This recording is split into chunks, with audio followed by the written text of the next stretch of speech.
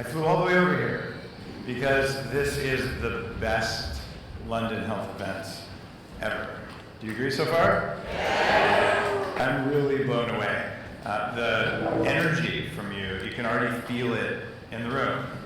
But there was a time when maybe I couldn't really feel that much energy in the room because I was just too damn tired. So I'm going to show you kind of what things used to look like for me. Here we go. This was me, 23 years old. I was the first guy to sell anything over the internet, believe it or not. I'm that old. I don't look that old. But the molecule on the wall behind me is tattooed on my bicep, and it's caffeine. The t-shirt said caffeine, my drug of choice, the first thing ever sold online. But I was 50% heavier than I am now. And I just had brain fog like you would not believe. And I was desperate. So what do? Well, you go to the doctor, right? So I went to the doctor and they said, you should try to lose weight. And I said, no kidding, doc. So should you. And he said, well, maybe you should exercise and eat healthy. And I said, I work out 90 minutes a day, 6 days a week. And I have for more than a year. And my waist is very large, and it's not muscle under there. And he just looked at me, and you could see, liar. He thought I was eating the crisps while I was working out, maybe, but I wasn't. It just didn't work. I was exhausted. In fact, when I found what we now call functional medicine or longevity doctor, this is what they said. If you can't read it, you can tell it's a good doctor. Increased risk for stroke and heart attack. I'm 28 years old. And my blood was clotted, and they'd take it out and it would clot before it would hit the test tube. And this isn't how you want to live because it makes you feel like crap. It also, that whole not dying thing is important. So what do I do about this? So I went on a journey. And the journey was part spiritual and part learning from my elders. Because I started hanging out with a group of people in their 60s, 70s, and 80s in Palo Alto, California. And they were bringing the top longevity doctors in. Everyone thought those doctors were really crazy because you can't make people not age. You can't make people live longer. How dare you? But these people, in fact, my friend Mike was on the board of directors of this nonprofit. He would call me at 11:30 at night, all excited with more energy than I had. I'm like, how's this 80-something-year-old guy outrunning me? And I'm not 30. And I learned from my elders. I learned from the legends in the field. We'd have them come in every week and talk. So it's not like I'm not standing on the shoulders of giants. I was just in enough pain to listen to my elders. And it helped me enormously. And there's really 4 things you've got to master if you want to live a very long time. And don't die from the obvious. And, well, this is the 5th thing I'm going to add at the end, so maybe it's 5. But don't get diabetes, because diabetes is the precursor to Alzheimer's disease, to cancer, and to heart disease. So if you just have your metabolism work better, amazingly, you probably won't die from one of those things. But what's the 5th thing that if you don't want to die from something stupid, what would it be? Any thoughts? Getting run over, yeah, drive a heavy car. Physics. Okay, so don't let a car accident hit you, but our goal here, I'm hoping you share it with me, is that if a bus hits me, the bus is going to split in 2. Along the way, I did go to the preeminent brain doctor who everyone thought was crazy back then, Dr. Daniel Amen. Anyone heard of Dr. Amen's work? So they scanned my brain, and it wasn't Dr. Amen himself, but this is the terrible thing. I go in and say, Doc, I'm failing out of my classes at Wharton Business School. My brain does not work. And I'm trying really hard, I'm studying, and I'm failing. Maybe I'm just actually not as smart as all my friends. I don't know what's going on here. And he looked at me and said, I got you. And in his mind, tech bro wants Adderall. And when he came back and he saw the scan, they said it was an interesting referral. So, do you want to be an interesting referral at the brain doctor? No, you don't. And he said, I'll never forget these words. He said, Dave, inside your brain is total chaos. I don't know how you're standing here in front of me. You have the best camouflage I've ever seen. And by camouflage, he meant, I'm in Silicon Valley. I'm showing up for work. I can't remember anything in my meetings. And I showed up in his office, and I'm presenting as someone who's not completely exhausted inside. And he saw, through my brain scan, it's like I was driving and had the accelerator all the way to the floor, and the car was slowing down. What do you do, push harder? There's no more pushing left, and you're slowing down, and there's nothing you can do. So finally, I thought, I'm understood. And a few years later, I met Dr. Amen, and today I'm on the board of directors of Amen Clinics, which is a really big honor. And what they found was brain damage from toxins. Who'd have thought? So along this journey, there's another great photo of me from back in the day. You see the resemblance? Well, at this time, I've made $6 million. And these were pre-Biden dollars, so that was a lot of money back then. I don't know if that would land over here, but thank you. That's how it would. And I did what you're supposed to do. I went vegan. Oops. You see the dark circles around my eyes? That's the vegan diet. Sorry, guys. I go to the fast food place, I'll have the chicken salad. No chicken, because calories. No dressing, because calories. And I'm sitting there, and I'm eating basically lettuce and a couple of carrots, and all of my thin friends are eating French fries and burgers and all the things. And I'm thinking, I work out more than all my friends combined. And they eat less than the smallest woman in my friend group. And I'm still fat. Obviously, it's because I'm not trying hard enough, right? I really thought that. And one day, wait, maybe what I'm doing just doesn't work. I was told it would work, and it didn't work. Anyone here ever received some health advice that you tried, and it just didn't work? Yeah, most of us. Otherwise, we'd all be ripped and thin, and our brains would be great and all that. So what's going on here? Well, it's certainly not salads that are the problem, right? There's got to be something deeper. Part of it's personalization. So on this journey, I said, all right, I'm not happy. So I'm going to go to Nepal and Tibet. Why not? Learn meditation from the masters. I've already started moving electrodes to my head. I'm like, I got to know what's going on here. I just want my brain to work. And I met this guy. Now, this is the first social media influencer, I think, ever. He's a sadhu. But because he was on the cover of a travel guide called Lonely Planet, it was $20 for a photo with him, and it was free with everyone else. So I got, the primo photo. And then I went to a monastery and did a Buddhist retreat. And when I got there, I found out you don't have to shave your head. I was actually going to Tibet afterwards, and if you can't wash your hair for a month, you don't need it. This is Mount Kailash. It's the holiest mountain in the world. It's the Mount Olympus of Buddhists and Hindu practitioners. And it's 5 days to get there, 3 days of very high altitude walking around. And I was there when the tourists weren't there, and it was far below zero. It was cold, bitterly cold. Winds are blowing, and half the little mud huts are closed, and the only ones open, they heat them by burning yak dung. And if you want to feel like crap, that's where you go.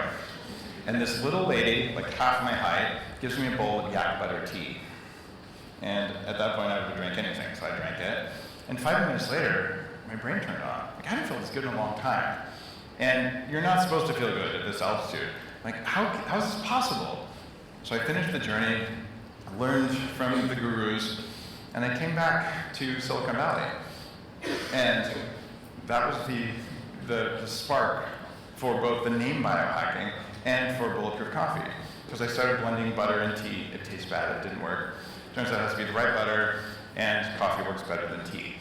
And I went through all these different iterations, and I wrote a blog post saying, here's this idea for biohacking, and here's what I call bulletproof coffee. You should try it. It works. And it was only after several years of testing it that I could say it works. But it kind of took off. Anyone here tried putting butter in your coffee? Yeah, more than half. Isn't that crazy? Right? They say biohacking is going to be a $200 billion industry by 2035 now. All from walking around that mountain. Who would have thought? So, we have a problem though. And this might seem like an odd transition, but why would you want to live a long time? Why do you want your energy back? I'll show you some kind of scary data. The US birth rate, India's birth rate, China's birth rate, Japan's birth rate, all of the EU's birth rate, and even Romania. And unfortunately, look at how many people it takes just to hold the population steady. So we have a little problem here. We can have empty cities, or we can make our old people young again.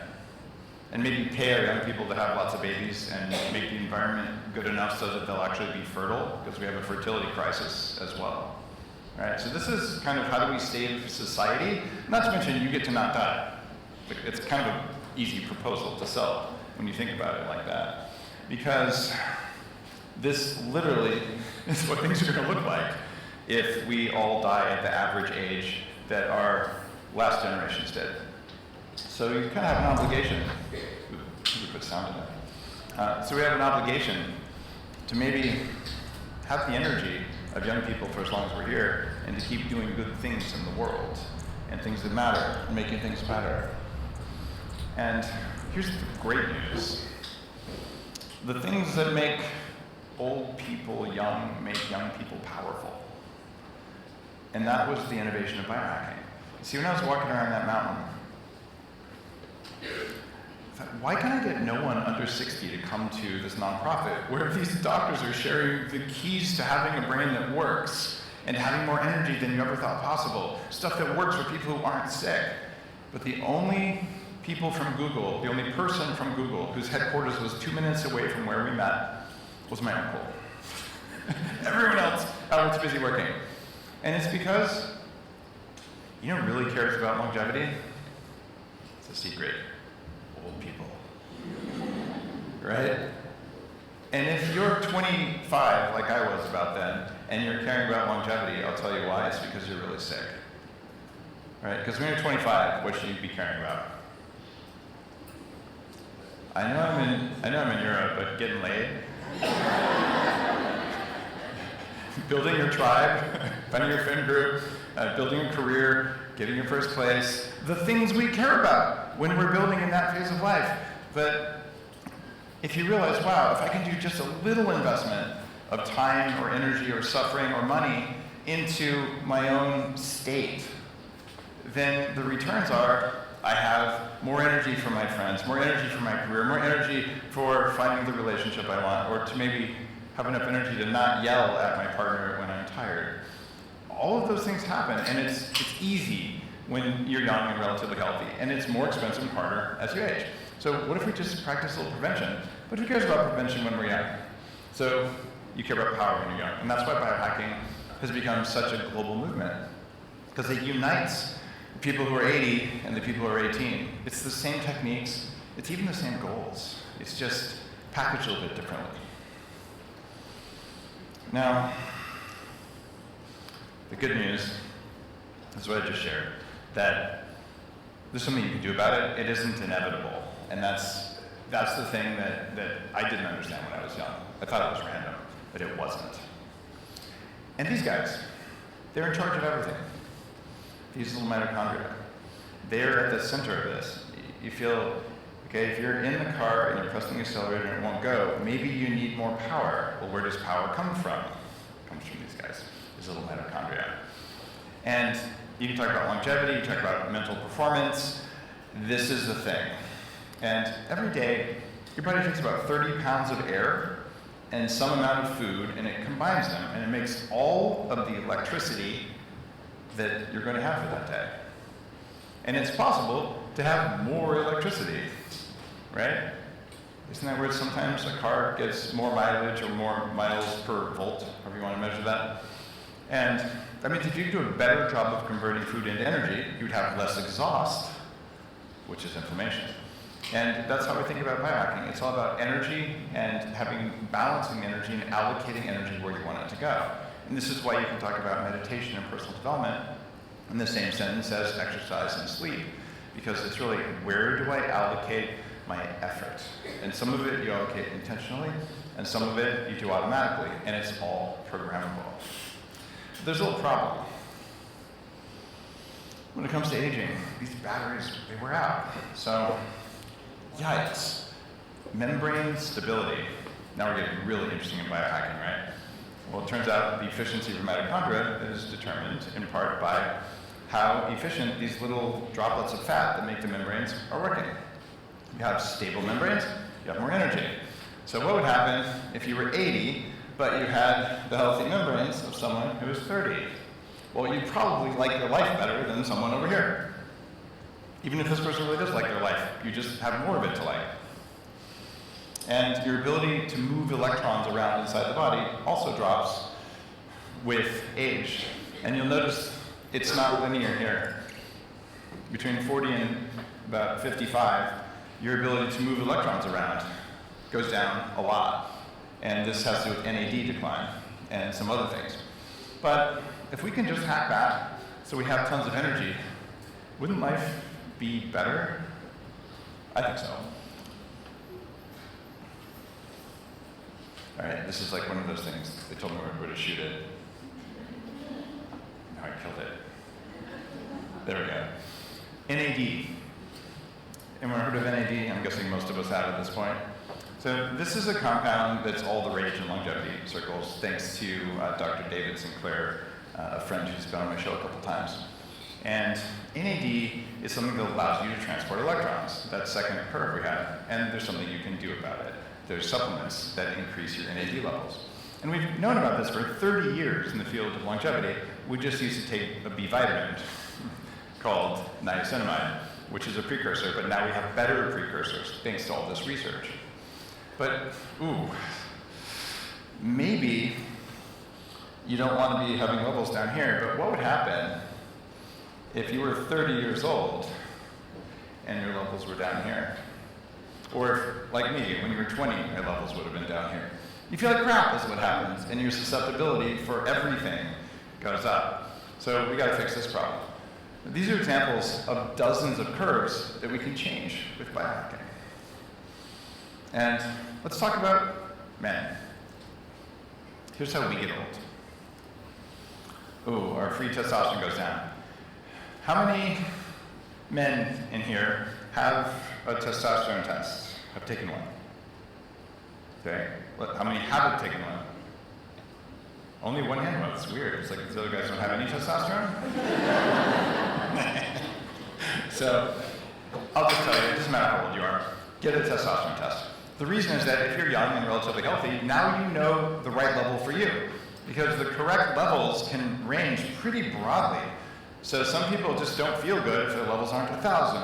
And another guy at 1,000 would be walking around like Beavis and Butthead trying to hump a doorknob. So you gotta get your levels right, if you know what I'm saying. You were supposed to laugh. I'm the crass American here. Here's the other thing that happens. Our DHEA goes down. And there's many other parts of getting old, but this is a hormone thing that's very easy to fix.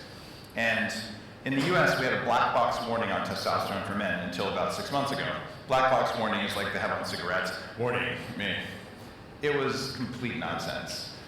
Testosterone decreases your chances of dying from everything, and it makes you have more dopamine. More dopamine makes you have more desire to do things that matter in your life. All the things that matter. So if you want to be a good provider, you want to be a good entrepreneur, you want to just be a good man, you've got to have adequate testosterone. It's a part of giving you your vibe. And no, testosterone won't give you roid rage. That's from the 70s with drugs. But if this is a basic story for men, I forgot to give you the numbers. If your testosterone is adequate, 47% lower risk of all-cause mortality. It's kind of a big drop in likelihood of dying. Maybe you should get your numbers checked, and if they're low, you should get them up. But here's the trick. If you're a man or a woman, you go to the doctor and they say, your numbers are fine for your age. The for your age is a swear word. Don't do that. It's for a 30-year-old. Just pin your levels there, and then you feel so different. And testosterone, 18% lower risk of a heart attack, 30% lower risk of stroke, all that stuff I had. You saw my numbers when I was, or my brain when I was young, those pictures. My longevity doctor at the time, the only one in all of the San Francisco Bay Area, who I'd send my parents to for Christmas. He called me up when I saw him and said, Dave, your testosterone levels are lower than your mom's. And they were. So I had to fix that. But you might have heard women are more complex. Yeah. And it's women telling me this. Thank you. Well, you guys have a testosterone curve that looks a little bit different, but you probably don't know that women have 4 times more testosterone than estrogen. So testosterone is not a male hormone at all. It's a human hormone. And men who don't have any estrogen are at a much higher risk of having a stroke or heart attack or cognitive dysfunction. So testosterone and estrogen, they're human hormones. We just have to have the right levels that match our biology. So you can see what happens. It should be low when you're a kid, but then you have relatively high testosterone, you feel good, you're relatively impervious to things. And then, isn't it weird? Sometime around 35, things start getting pretty weird. And it goes down from there. But then we also have DHEA. And DHEA counters stress hormones, right? So if you have cortisol and adrenaline, which are very beneficial hormones when you're young, you counter them with DHEA and something called pregnenolone. But at about 35, they start dropping off. So all of a sudden you still have the stress, but you don't have the thing that balances the stress anymore. And all of these are measurable for a few $100s. And if you're around 35, you start noticing a few changes. By the time you notice them, they've already been happening for 2 years. So you might as well get the right amount of DHEA and the right amount of testosterone to keep your levels so you feel like you did when you were 30. And you just keep it there. And it means that your perimenopause will not be nearly as painful. This other thing called pregnenolone I talked about, that drops off there too. And then we have cortisol. This is why I say it's very complex, I tell you. But if you manage these hormones, and I should have estrogen. Oops, I don't have estrogen here, which is funny. But the precursors to estrogen are pregnenolone and DHEA. And actually, I know why I didn't put estrogen on this slide. It's because it varies so greatly during perimenopause that it's almost impossible to make a graph that means anything in the middle. But you'd want to test that as well. And when you do this, you're saying, that looks like a messy graph. We're literally talking 1, 2, 3, 4, and then estrogen, 5 lab values. So you go to a good functional doctor, and you just get this right. And everything gets so much easier. All right. So what are you going to do about this? You should probably take some NAD precursors. What do you think? Not that hard to do. The evidence is very clear. It goes down, and the evidence is clear that they raise it, and there's longevity evidence for them. So this is a supplement worth taking. Probably want to measure your hormones. And the NAD precursors, nicotinamide riboside, or NR, or NMN, nicotinamide mononucleotide, they both work. You can get supplements that have one or the other, or a mix. Various differences in efficacy, but they all work. And there's just one more thing you might want to do. You might want to manage your light and dark cycles, right? We have this weird thing throughout all of human history.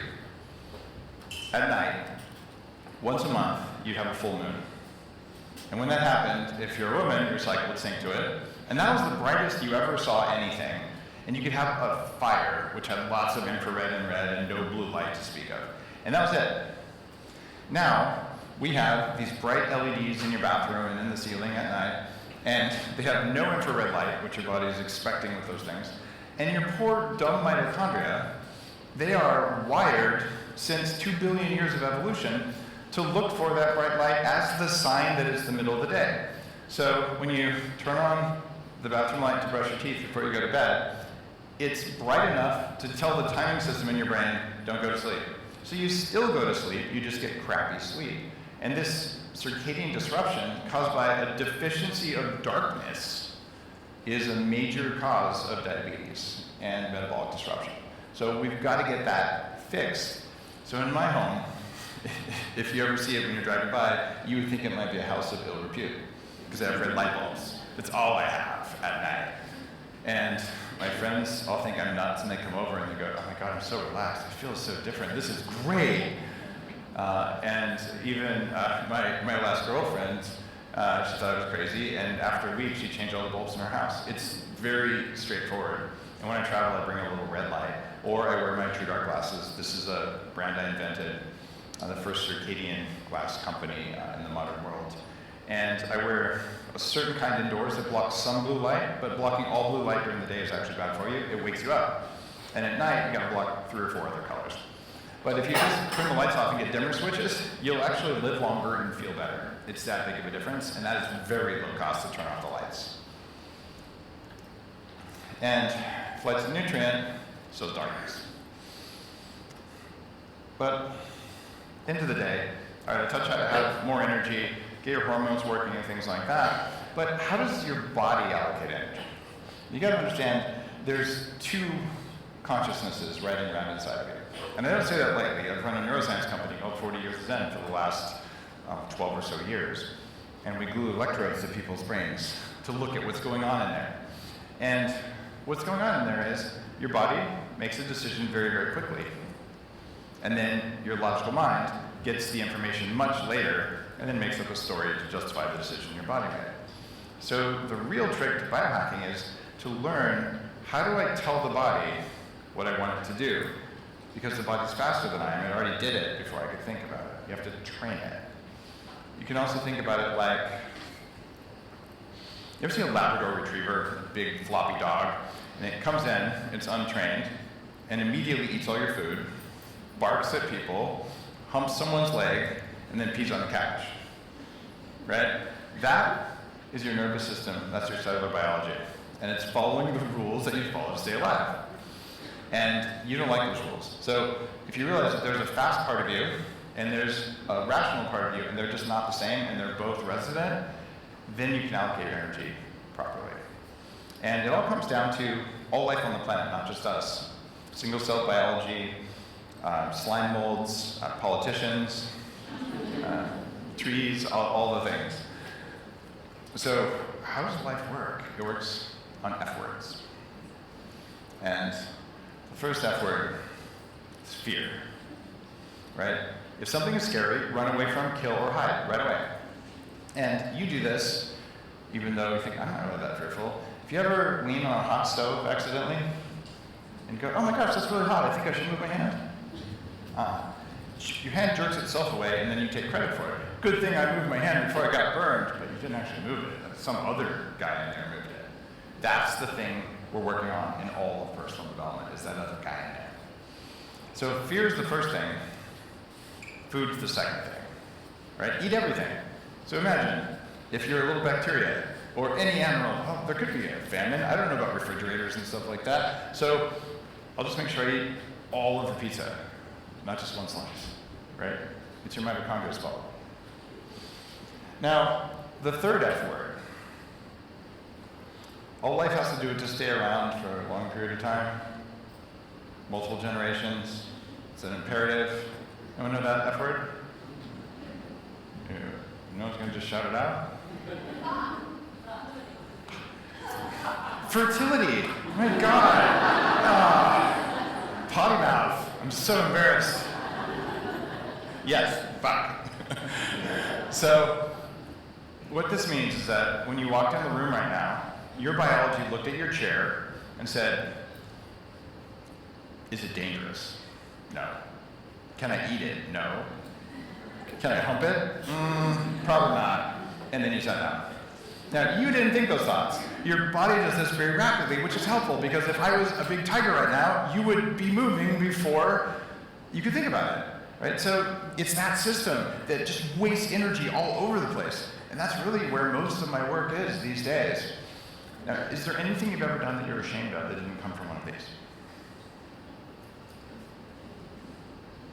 Literally every egoic behavior you have comes from mitochondrial survival. And my most recent book about this, called Heavily Meditated, became the top-selling philosophy book in the US, even though it's about altered states and meditation. Because a bunch of Buddhist philosophers said, oh my God, this explains where the ego comes from. And I truly believe it's an emergent phenomena from mitochondria. Now this could seem kind of dark. The human condition is really around, can I hump my chair? Good news is, in order, all life does this, is it a friend? And by friend, I mean, is it your family? Is it your community? Is it your species? Is it your ecosystem? So we're wired in our bones to be kind to other people. This is why we help someone else's kids across the street, why we're supposed to be kind to each other. And that's why it doesn't feel good when we're not kind. But if your body hijacks you with fear, or with hunger, or with OnlyFans, you're going to have less energy for your community, right? One of the reasons you're here is because this is a community. Biohackers are a community. And it feels good to be around people who are in like mind. And the final F word for humans is forgiveness.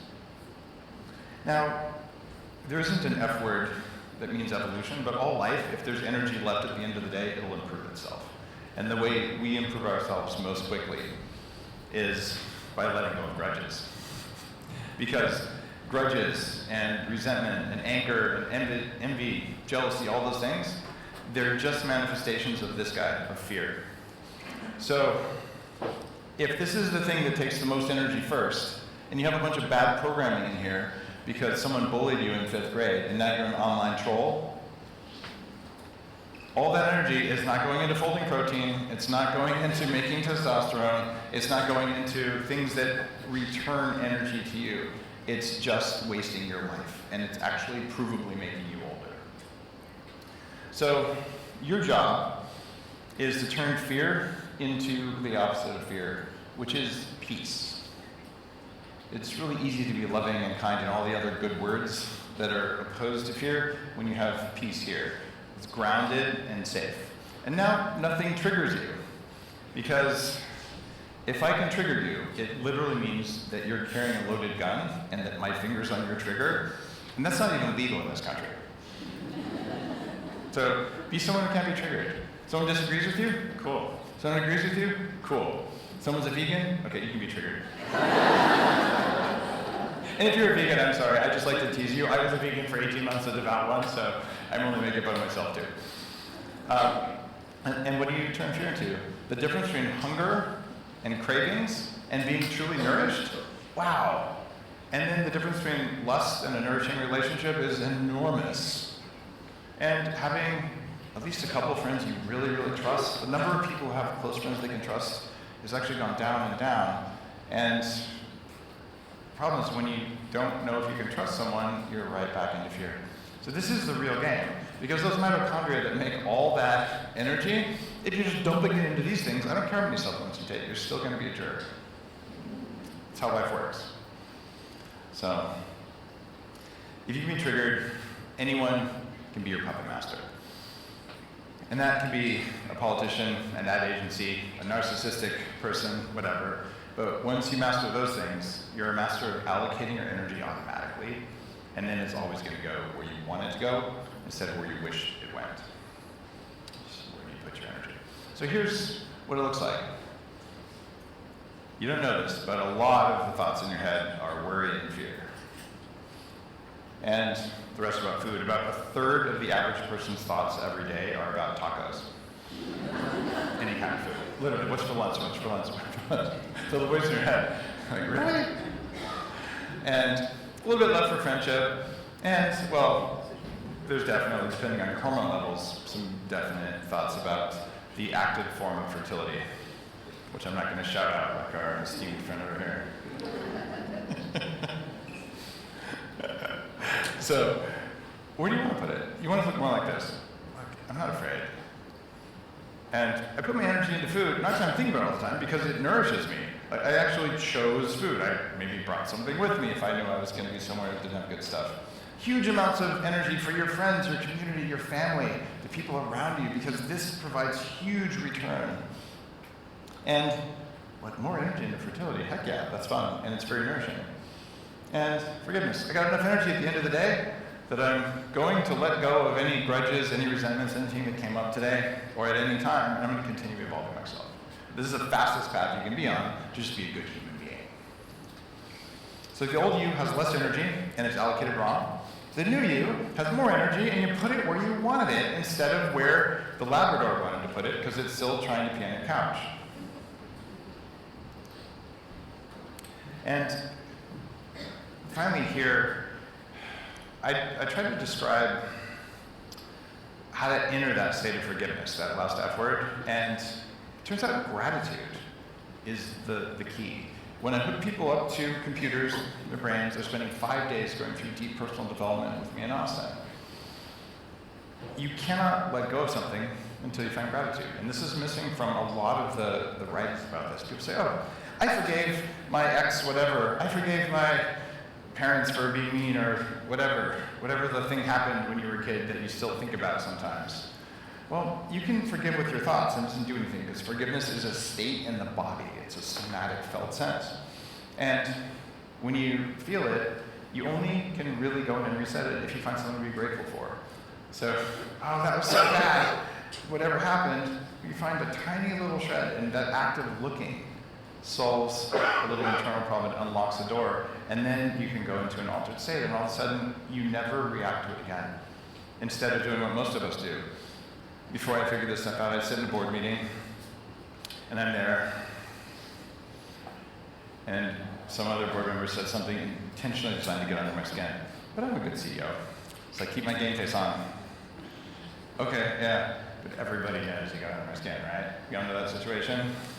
Right, but at least you're polite, because if we didn't have the ability to be polite, we would just go over to the boardroom table and pound on the guy, and then you go to jail. It's really messy.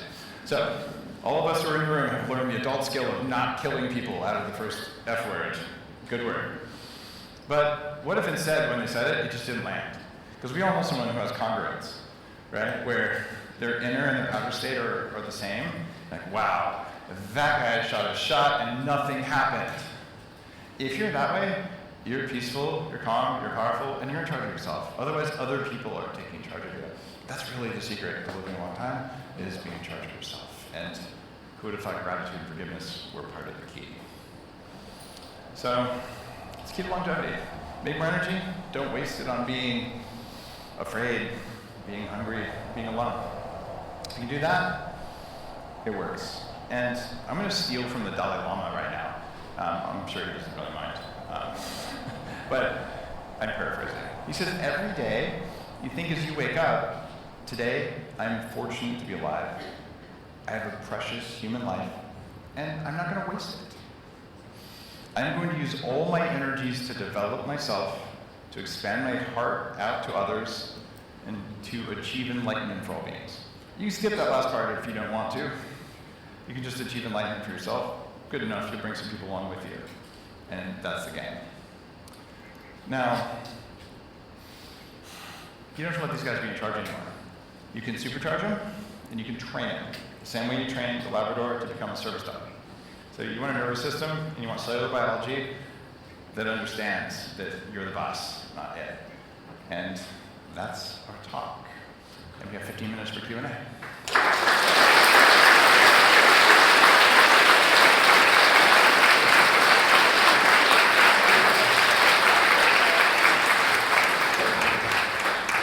So there's some mic runners, and if you raise your hand, I see one right back there under the bluish light. Keep your hand up so the mic runners can find you. Yeah, there we go. You can ask anything you want, any topic. There are no sacred cows here, unless they're grass-fed. Thank you, Dave. That was really interesting. And at the beginning, you made a joke about getting hit by a car and splitting the car into two. It made me think of my dad. So he's 86. He got hit by a lorry this week, and his shopping trolley was flattened. He got hit face on. The next day, he walked out of the hospital. So at 86, I'm just looking at this pie chart. Food, he eats terribly. We're always finding secret stashes of biscuits and crisps in his bag that we tell him off for. Fertility, he's had 2 strokes when I was young, so that's not sort of there. Friends, he doesn't have any friends here, his friends are all back home. The one thing I do see in him is a lack of fear, so that pie chart is extremely small. Do you think that at 86, it is the fact that he genuinely says he doesn't experience fear, and we believe him? Do you think that is what has kept him here and sort of has outlived many people that live much healthier lives than him? There are a few things going on with these people who are older, who have incredible resilience, and they seem to live a long time. And I've often wondered if just being angry would do that, but it doesn't seem to work. So that's probably not it. But the not having fear, yes, it makes you more resilient. Because really the game is resilience. So if you get hit by a lorry, or in the US as we say, truck, what it means is, how much physical, biological reserve do you have? Do you have some extra fat? Do you have enough muscle mass? Can you survive 10 days on life support? Right? Most people can't. They do not have the physiological resilience. And inside, their nervous system, their body is freaking out. But if you're that same person who probably doesn't have the healthiest biology from his lifestyle, it's like, well, okay, but there's no fear. All the energy that would have gone into fear went into recovery. The other advantage that he had was that the single best thing you can do to live a very long time is have a really healthy mom when she was growing up and before she had you, and during pregnancy. So I can tell you if you're 86 now, your parents ate reasonably well because we didn't have all the fake stuff. So multi-generational resilience is a thing. And some of the people who are older today can eat things. How can you do that? It's because they grew up in a different world than the one we've created now. And if they were young growing up now, they wouldn't be able to do what they're doing. But I would say, yeah, the fact that he's just not afraid means that he's just less reactive in the hospital. All right, next question. I see one right up here, probably because the lights are in my eyes. Thank you, Dave. If there was one cheap pill that you could take tomorrow and basically ensure that you live to 180 or however long you want to live to, would you take it, or is the supplements, the peptides, all that you do, part of it? Is the ritual? Well, if I could take one pill that made me live to 180 tomorrow, I would take two of them. I'd drop all the rituals in a minute. I'd love to just go eat cake all the time. That'd be fun. I think we could build that kind of resilience. Just eat whatever you want, right? We're not quite there yet. I'd like to also stay up all the time, unless I just wanted to sleep. Wouldn't that be fun too? We're not there, but I'd like to build that kind of resilience. Let's see, get somewhere. Oh, okay, you're easy to see, and we'll find someone in the back too. Hi. Can you hear me? I read your brain book.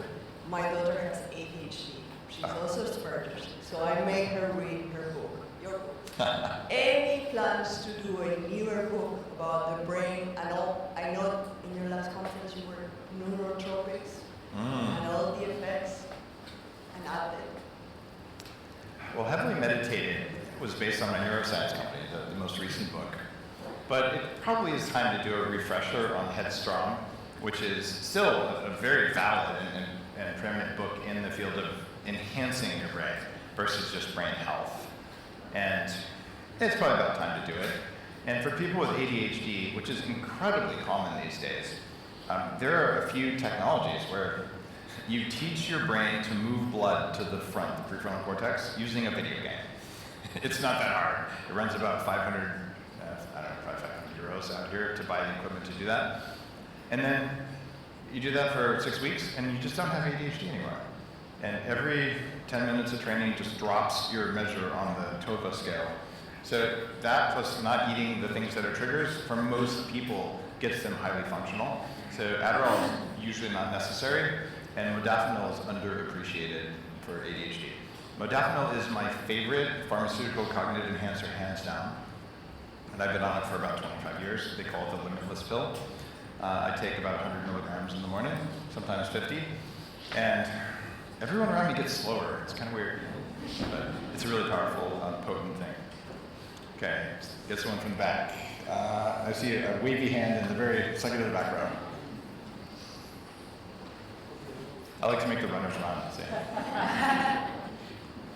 Thank you so much, Dave. It resonated with me because I do love young people and old people. I don't like the ones in the middle. I'm a health professional. And I just wanted to find out your ideas on using microdosing for the GLPs for preventing Alzheimer's. I know it's very precise, but because I do want I do start trying some stuff like that. So the GLP-1 drugs are very, very interesting. The first study came out on using them just for weight loss when you didn't have diabetes. So I found the author of the study and had it on my podcast, I think in 2018, before this trend. I tend to be good at trend spotter. And we talked about it. It's very clear. Low-dose GLP-1 drugs for some people actually are longevity drugs, and they do reduce your risk of Alzheimer's. So one of my companies is called Unlimited Life, and we have about 100 high net worth people who fly in from all over the world, and we do $50,000 worth of lab work and create these custom protocols and fly them all over the world and do the most life-extending things, I think, on the planet. And maybe a third of our members are on low-dose GLPs for longevity based on their genetics. But if you're at high risk of Alzheimer's, I would do it. And I think, I would say for anyone who's interested in extreme longevity, very low-dose GLPs are probably good, but we'll know more in a couple years. I don't use low-dose GLPs just because when I do it, they just make me tired. I don't feel good on them, otherwise I would. So I would say it's there, but to prevent Alzheimer's, you could just get a little bit of ketones every day. There's a company called Kinetic, K-E-N-E-T-I-K, that makes a little ketone drink. And having ketones circulating really does help with it. A low-dose nicotine patch. And there's so much we know about Alzheimer's. And I'd send you to Dale Bredesen's The End of Alzheimer's book, who's a dear friend who's cured 10,000 people of Alzheimer's. So Alzheimer's is largely curable if you catch it early. All right, next question. All right, I'm right there in the fifth row back with your hand up. Yeah, glasses on. Thank you so much for that, Dave. Really enjoyed your talk. I was wondering, in terms of the hormone graphs for both men and women, you suggest trying to maintain levels from about the age of 30. If you're detecting reduced levels of, say, testosterone, are you suggesting that you supplement with hormone replacement therapy, or are there different biohacks per se that you should start introducing in order to maintain hormone levels? The socially correct answer is that you should do it naturally. Show me a 50 or a 60 or 70-year-old who naturally maintains 30-year-old hormones, and then I'll support it. You probably can in your 30s if you're willing to go to bed at the same time every night, turn off the lights, eat more eggs, eat more steak, it reduces stress in your life, make sure you get enough zinc and all that stuff. Go for it. Just check your labs. And what I found when I was writing The Bulletproof Diet, which is my first major book that helped people lose millions of pounds, I wanted to really see what's going on here. So even though I've been on testosterone since I was 26, because my levels were lower than my mom's, I went off of it for 2 years. And I found that if I did everything perfectly, I could get mine up to 700, which is just not enough for me to feel good. So you're going to have to go on testosterone therapy in the world we've created with all the endocrine disruptors, all the plastics, all the pesticides, more aggressive toxic mold, the stress of life, the EMFs, the blue lights. I don't want to bum you out here, just those are bad for your levels of sex hormones, so you can do something about it. And people worry, oh no, if I go on testosterone, I'll never be able to go off of it. You guys ever heard of bodybuilders? They go on testosterone every 6 weeks, and they go off of it for 6 weeks, and they're just fine. We've known how to handle testosterone, we'll say withdrawing from testosterone easily, and I did it for 2 years. My levels were fine after 10 years of being on testosterone and having 2 kids during that time. So physiologically appropriate levels, you're probably going to have to supplement it, but kudos to you if you want to live like a monk. Okay, let's do another one right up here.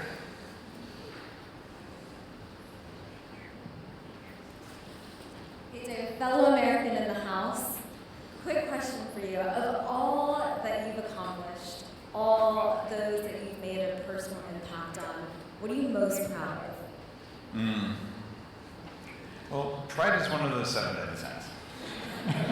So I practice intentionally experiencing gratitude rather than pride, because none of this is really about me, right? This is about creating a movement that's good for the world and something that I find to be important and even beautiful in a strange way. I don't want anyone to go through the level of suffering that I went through and had all this stuff going on. And so if I can just do a good enough job of presenting this precious knowledge in a way that it's usable, it brings me happiness and joy and gratitude. In terms of one specific thing, sometimes they're very focused, and sometimes they're very broad. But I was in Stade, in Switzerland, at a conference a couple years ago, and there's maybe 100 people in this group, and I'm at the breakfast buffet, and this couple walks up, and I'm thinking, I don't recognize them from the conference, but I'm well known, so everybody seems like they know me, so I'm like, so you guys like in the conference? Like, oh no, we're not here for the conference. We just read your book, a dozen or so years ago, and do you see the two kids sitting there? We couldn't get pregnant, and we read your first book, and now we have a family. We just want to say thanks. Like that kind of thing, like that lands, right? So, couldn't tell you which one, but I sit in gratitude a lot. Yeah. All right, one more.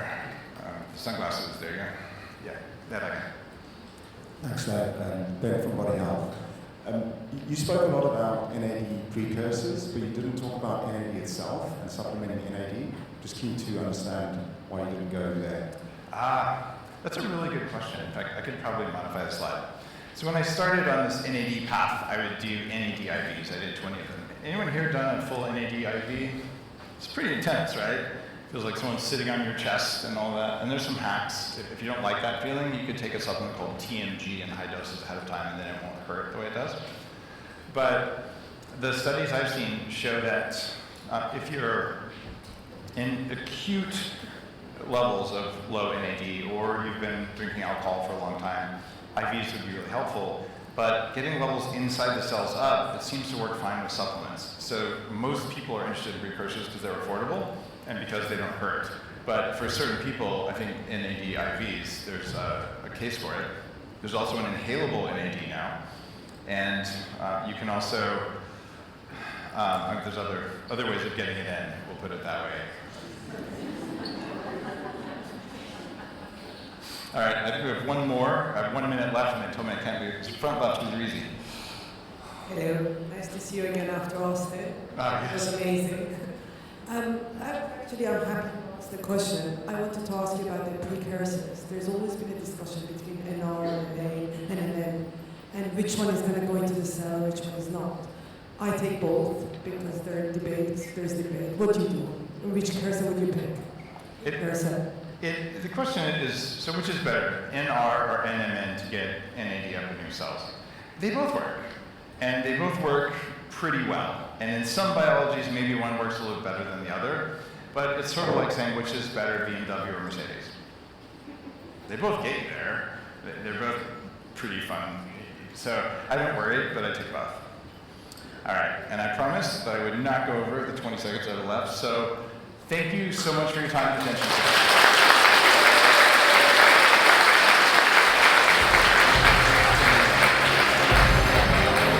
Thank you so much to Dave Asprey. I think that quote, what makes old people young, make them more powerful, is going to stay with me